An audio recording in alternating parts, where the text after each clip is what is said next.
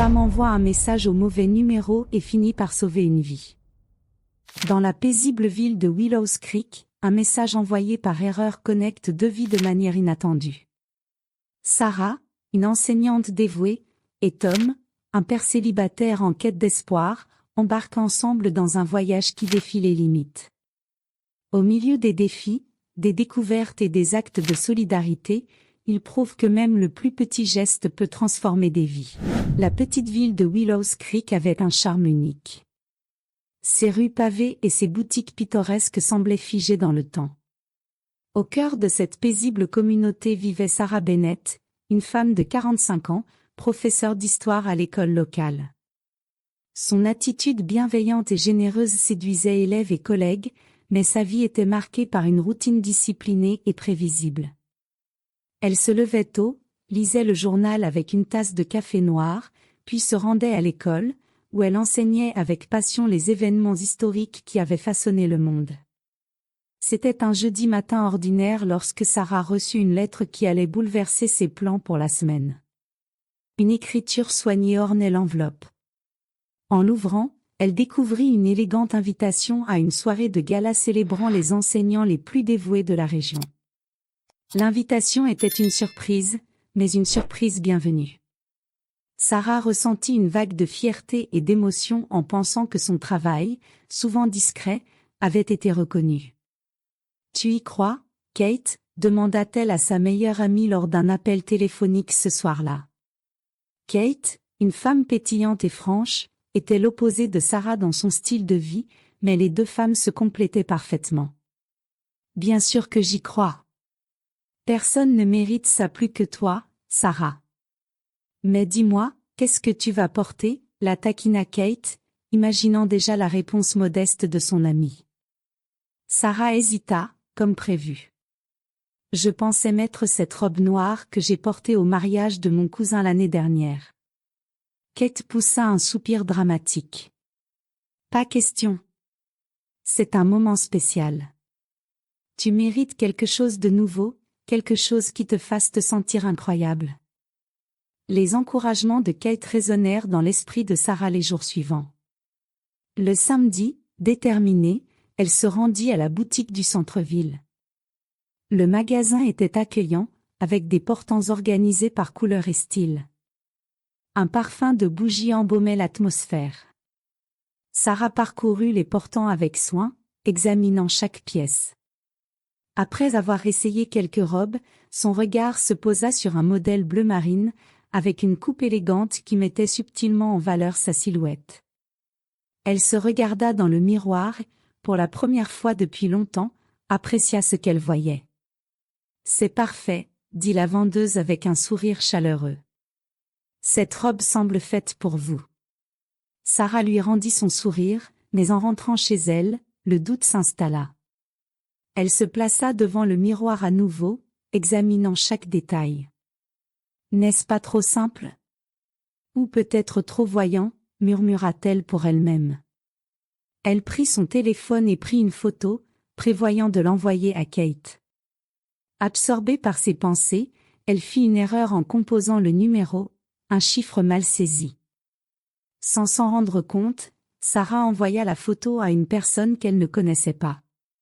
Elle posa le téléphone, toujours inconsciente de son erreur, et se mit à ranger sa maison, tandis que l'anxiété liée à la robe continuait de flotter dans son esprit.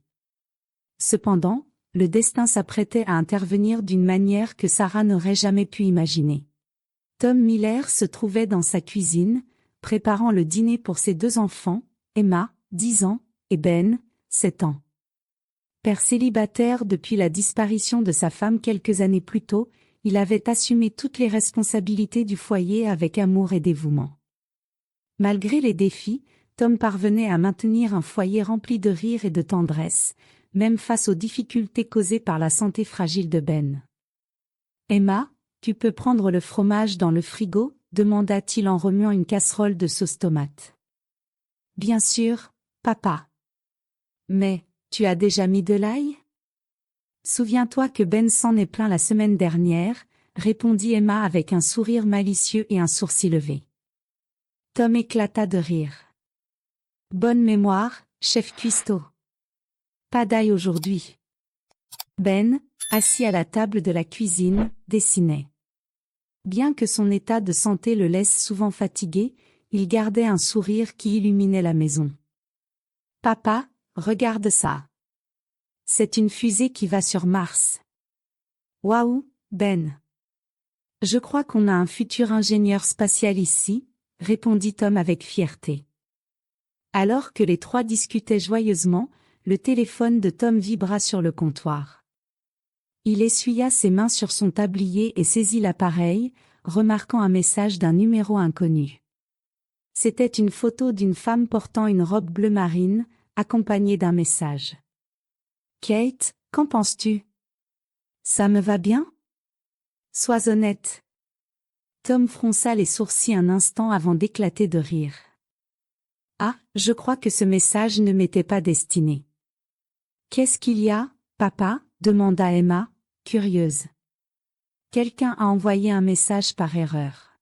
« Regarde, une femme qui veut un avis sur sa robe, » répondit-il en montrant la photo à Emma, qui l'examina sérieusement.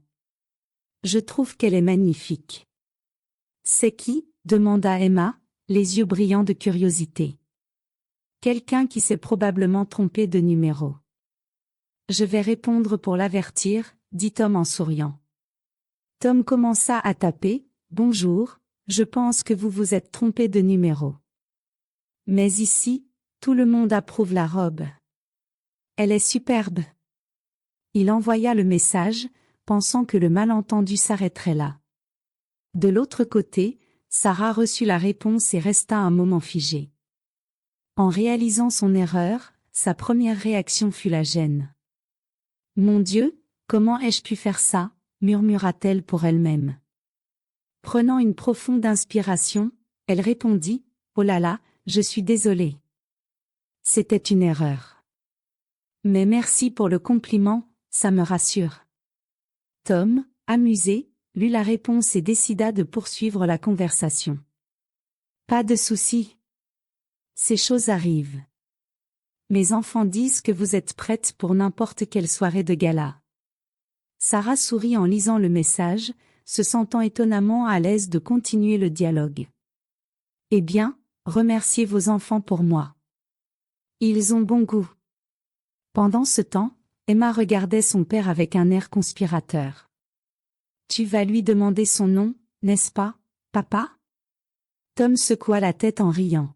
« Emma, ne sois pas indiscrète. » Mais, au fond de lui, quelque chose d'inattendu naissait. La légèreté et l'humour de la situation avaient brisé la monotonie de sa journée. Ce malentendu s'était transformé en un moment agréablement inattendu. De son côté, Sarah ne pouvait s'empêcher de sourire. Malgré l'embarras initial, la réponse aimable et pleine d'humour avait égayé sa journée. Elle ne le savait pas encore, mais cet échange serait le début de quelque chose de bien plus grand. Les jours passèrent, mais Sarah n'arrivait pas à oublier ce petit incident de message envoyé par erreur. Bien que trivial, la légèreté et la gentillesse de Tom et de ses enfants avaient laissé une marque dans son cœur. Un soir tranquille, alors qu'elle corrigeait des copies à la table de son salon, Sarah se surprit à regarder l'historique de leur conversation sur son téléphone. Son visage rougit de honte avant de laisser place à un sourire involontaire. « Pourquoi est-ce que je pense encore à ça ?» murmura-t-elle en secouant la tête. Pourtant, la gratitude pour ce moment de légèreté la poussa à reprendre son téléphone. Elle hésita quelques secondes avant de taper un nouveau message. « Bonjour, ici la femme à la robe bleue. Je sais que je vous ai déjà remercié, mais je voulais encore vous dire combien votre réponse était gentille. J'espère que vous et vos enfants allez bien. » Elle relut le message 3 fois avant de l'envoyer, comme si chaque mot devait être approuvé. Après un long soupir, elle appuya sur le bouton d'envoi. De l'autre côté de la ville, Tom était assis sur le canapé du salon tandis qu'Emma et Ben jouaient avec des briques de Lego sur le tapis. Son téléphone vibra, et il lut le message avec un sourire. Tiens, la femme à la robe bleue a envoyé un autre message. Elle a répondu ? Qu'est-ce qu'elle a dit? Demanda Emma en s'approchant de son père, curieuse. Elle voulait juste remercier encore. On dirait qu'elle a vraiment aimé notre avis, répondit-il en commençant à taper une réponse, mais Emma l'interrompit. Écris-lui qu'on veut savoir son nom, lança Emma avec des étoiles dans les yeux. Emma, du calme, rit Tom. Il répondit simplement. Nous allons bien, merci de demander. J'espère que votre gala a été un succès. Ah, mes enfants aimeraient savoir votre nom, si ce n'est pas trop demandé. Sarah reçut le message et éclata de rire. Elle répondit. Je m'appelle Sarah. Le gala est dans 2 semaines, mais je me sens déjà plus confiante grâce à vous. Et vous? Comment vous appelez-vous et quels sont les noms de ces enfants si adorables? Tom répondit rapidement. Je suis Tom. Mes enfants s'appellent Emma et Ben. Ils sont là à vous faire signe, comme si vous pouviez les voir. Sarah sourit en imaginant les enfants. Dites-leur que je leur fais signe en retour, répondit-elle. Puis, curieuse, elle demanda. Vous avez mentionné être père célibataire. Comment est la vie avec 2 petits à la maison? Tom hésita avant de répondre. Bien qu'il soit habituellement réservé sur sa vie personnelle, quelque chose dans cette conversation lui semblait sûr et réconfortant. C'est un défi, mais aussi une bénédiction. Emma et Ben sont formidables, mais parfois, j'ai l'impression de ne pas en faire assez.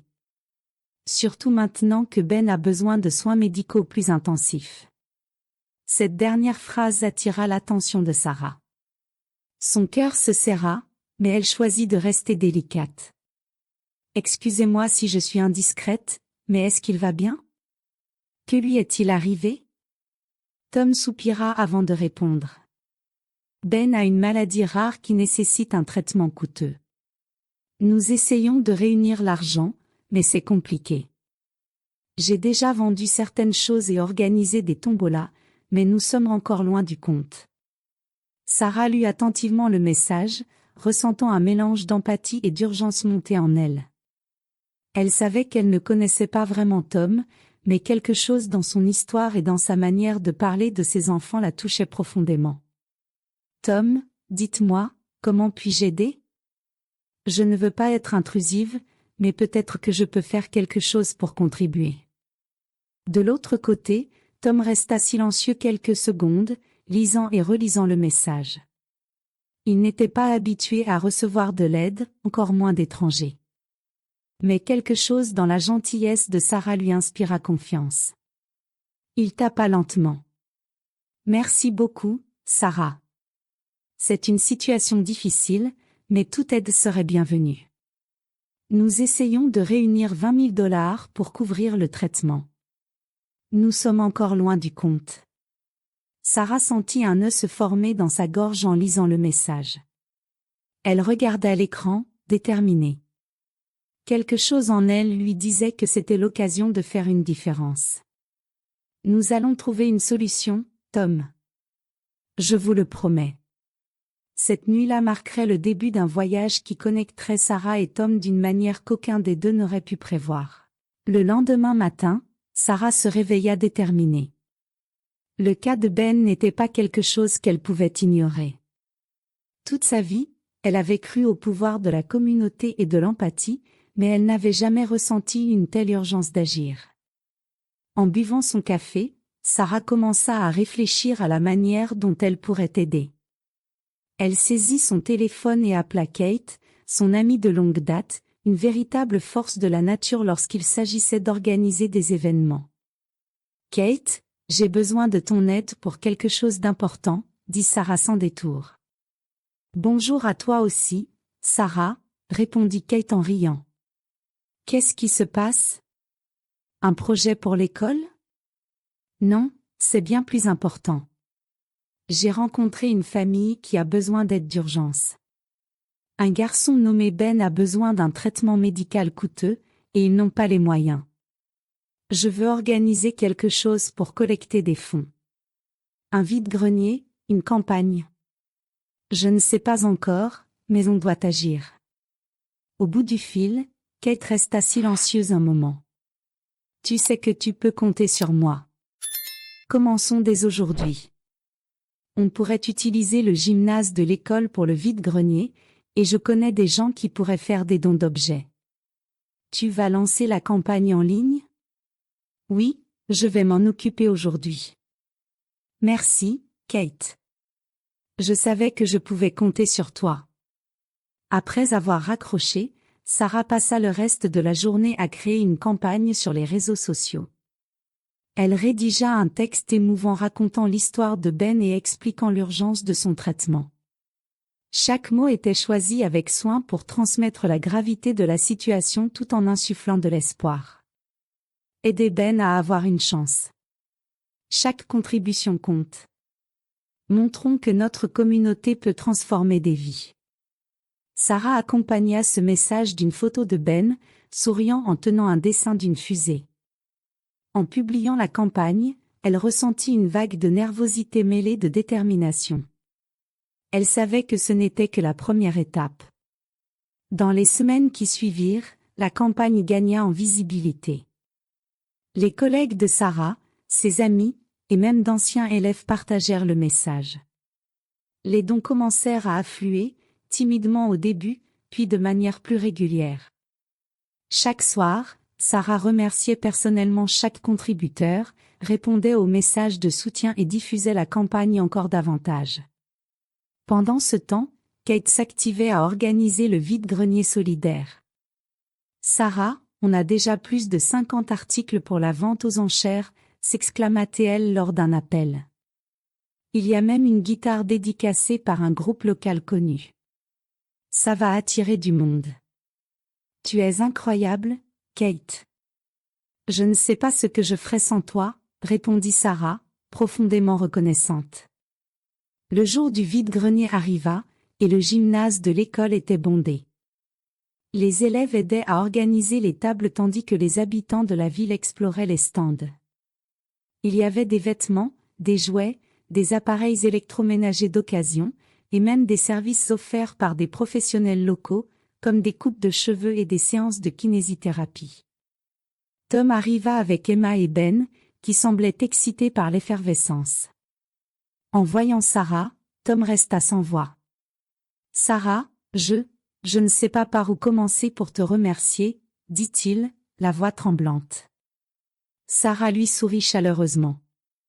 Tu n'as pas à me remercier, Tom. Nous sommes tous là parce que nous croyons que Ben mérite cette chance. Emma tenait la main de son père, mais elle ne put cacher son enthousiasme. Papa, regarde, il y a des cupcakes gratuits. Je peux en prendre un pour Ben? Bien sûr, ma chérie, répondit Tom avant de se tourner de nouveau vers Sarah. Tu as réussi à mobiliser autant de monde. Je n'aurais jamais imaginé que ce soit possible. Sarah posa une main sur son épaule. Quand une communauté s'unit, des miracles peuvent se produire. Le vide-grenier fut un succès retentissant. À la fin de la journée, une somme importante avait été collectée, qui, ajoutée aux dons en ligne, approchait déjà du montant nécessaire pour le traitement de Ben. Lorsque Tom apprit la nouvelle, il ne put retenir ses larmes. Il serra Sarah dans ses bras avec force. Tu as changé nos vies, Sarah. Je ne sais pas comment je pourrais te rendre tout ça. Sarah sourit, les yeux humides. La seule chose qui compte, c'est que Ben ait ce dont il a besoin. C'est pour cela que nous sommes là. La campagne continuait, mais à cet instant, Sarah savait qu'ils étaient sur la bonne voie. Et, plus encore, elle savait que cette expérience ne changerait pas seulement la vie de Ben, mais aussi la sienne. La collecte de fonds pour le traitement de Ben prit un élan extraordinaire dans les semaines qui suivirent. L'histoire de ce petit garçon et les efforts de la communauté de Willows Creek dépassèrent les frontières de la ville. Des articles dans les journaux locaux, des partages sur les réseaux sociaux et même des interviews à la radio permirent de toucher un public encore plus large. Sarah, désormais perçue comme une héroïne locale, recevait des messages de personnes de tout l'État, proposant leur aide et leurs dons. Tom, habituellement discret, commença à réaliser l'ampleur de ce qui se passait. Par une froide soirée d'automne, il appela Sarah. Sa voix portait un mélange de soulagement et d'émotion. « Sarah, je viens de recevoir un email confirmant que nous avons atteint la somme nécessaire pour le traitement de Ben. »« Nous l'avons fait, » dit-il, la voix tremblante. Sarah sourit, sentant le poids de semaines de travail acharné s'évanouir. « Tom, c'est incroyable. Ce n'est pas seulement grâce à moi, c'est l'effort de tout le monde. Mais, surtout, c'est la force de Ben. Il mérite ça. » Au bout du fil, Tom resta silencieux un instant, cherchant les mots justes. « Tu as transformé notre vie. Je n'oublierai jamais ce que tu as fait pour nous. » Le lendemain, Tom emmena Ben à l'hôpital pour commencer son traitement. Le garçon était excité, bien qu'un peu nerveux. Sarah, qui était désormais comme un membre de la famille, insista pour les accompagner. Prêt pour cette mission, astronaute, demanda Sarah à Ben, tandis qu'il tenait un de ses dessins de fusée. Ben sourit, laissant apparaître ses dents de lait. « Je suis prêt.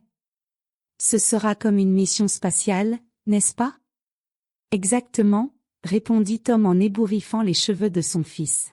« Et, comme tout bon astronaute, tu as toute une équipe pour te soutenir. » Les jours de traitement furent difficiles, mais Ben montra une résilience qui inspira tous ceux qui l'entouraient. Sarah rendait visite régulièrement à l'hôpital, apportant des livres et des dessins pour l'encourager. Emma tenait aussi à être présente, apportant toujours des mots de réconfort pour son frère. Lors d'une visite, tandis que Sarah lisait une histoire à Ben, Tom l'appela dans le couloir. « Sarah, je voulais encore te remercier. Je ne sais pas ce que ma vie serait aujourd'hui sans toi. Tu n'as pas seulement sauvé Ben, tu m'as aussi redonné espoir. Un espoir que je ne savais même pas avoir perdu. » Sarah le regarda dans les yeux, ressentant la sincérité de ses paroles. « Tom, toi et tes enfants m'avez aussi appris quelque chose d'important. La vie est faite de petites connexions qui peuvent tout changer. J'ai juste fait ce que n'importe qui aurait fait. » Tom sourit. « Non, Sarah. Ce que tu as fait n'est pas quelque chose que n'importe qui ferait. Tu as un cœur rare. » Au fil des semaines, Ben commença à montrer des signes d'amélioration. Le traitement fonctionnait, et les médecins étaient optimistes quant à sa guérison. Le jour de sa sortie de l'hôpital, Tom organisa une petite célébration chez lui, invitant Sarah et Kate, qui faisaient désormais partie de la famille. Emma avait préparé des affiches avec des dessins de fusées et d'étoiles, tandis que Ben portait une cape de super-héros. « Je suis Ben, l'astronaute qui a gagné », s'exclama-t-il, provoquant rires et applaudissements. Pendant le dîner, Tom se leva pour faire un bref discours, un verre de jus à la main, les yeux brillants d'émotion. « Je tiens à remercier toutes les personnes qui ont été à nos côtés. Tout particulièrement Sarah, qui nous a montré que la gentillesse peut changer le monde. Tu n'es pas seulement une amie, tu fais partie de notre famille désormais. » Sarah tenta de retenir ses larmes, mais en vain. « Vous m'avez donné bien plus que je n'aurais pu imaginer. Merci de m'avoir permis de faire partie de tout cela. » Alors que le dîner continuait, Sarah regarda autour d'elle, observant les sourires de Tom, Ben et Emma. Ce moment symbolisait le pouvoir de l'union et de l'espoir. Un simple message envoyé par erreur avait changé tant de vies. L'histoire de Ben devint un exemple vivant de la manière dont l'empathie et la détermination peuvent surmonter les défis les plus difficiles. Et pour Sarah, cet événement marquait le début de quelque chose de plus grand, une nouvelle mission qu'elle était impatiente d'embrasser. Le soir tant attendu du gala arriva. C'était une nuit d'hiver à Willows Creek, mais l'atmosphère était chaleureuse, remplie d'animation et de célébration. L'événement, organisé dans une salle élégante éclairée par des chandeliers en cristal, rassemblait des enseignants, des directeurs et des membres de la communauté pour honorer ceux qui façonnaient l'avenir par l'éducation. Sarah portait la même robe bleu marine qui avait bouleversé le cours de sa vie. Cette fois, Elle n'avait ni doute ni insécurité. En se regardant dans le miroir, elle vit non seulement la femme organisée et discrète qu'elle avait toujours été, mais aussi une personne transformée par des expériences qui avaient élargi sa vision du monde. « Tu es magnifique, Sarah », dit Kate, qui était passée la chercher. « Si je ne savais pas que tu es enseignante, je dirais que tu es une star de cinéma. » Sarah rit, mais son sourire reflétait une sérénité nouvelle. « Merci, Kate. Je crois que je ne me suis jamais sentie aussi bien. » En arrivant à l'événement, Sarah fut accueillie par des applaudissements et des félicitations chaleureuses. Tout le monde connaissait son engagement pour Ben, et beaucoup voulaient la remercier personnellement pour son exemple de bonté et de détermination. Parmi la foule, Sarah aperçut Tom, Emma et Ben, invités en tant qu'hôtes d'honneur. Ben, avec un visage rayonnant de santé, tenait une pancarte où l'on pouvait lire « Merci, Sarah, d'être notre ange ». Emma, fièrement, tenait la main de son frère, et Tom applaudissait debout. Sarah s'approcha d'eux, essayant de contenir ses larmes. « Vous n'aviez pas besoin de faire ça, » dit-elle, émue. « Bien sûr que si, » répondit Tom. « Tu nous as donné bien plus que tu ne peux l'imaginer. Cette soirée est autant la tienne que la nôtre. » Le moment culminant de la soirée arriva lorsque Sarah fut appelée sur scène. Le directeur de l'école, M. Henderson, lui remit un trophée avec l'inscription « Excellence et inspiration dans l'éducation et la communauté ». Sarah Bennett n'éduque pas seulement des esprits, elle transforme des vies, déclara le directeur. Son travail en tant qu'enseignante était déjà remarquable, mais ce qu'elle a fait pour la famille Miller et pour Ben dépasse tout titre. Elle nous a montré le véritable sens de la compassion et de l'action. Trophée en main, Sarah s'avança vers le micro. Elle inspira profondément avant de parler, sa voix résonnant dans la salle comble. J'ai toujours cru au pouvoir des petites actions. Un message envoyé par erreur aurait pu n'être qu'un incident anodin, mais il est devenu le point de départ d'une connexion qui a changé ma vie, je l'espère, celle de bien d'autres. Ce que j'ai appris, c'est que chacun d'entre nous a le pouvoir de faire la différence.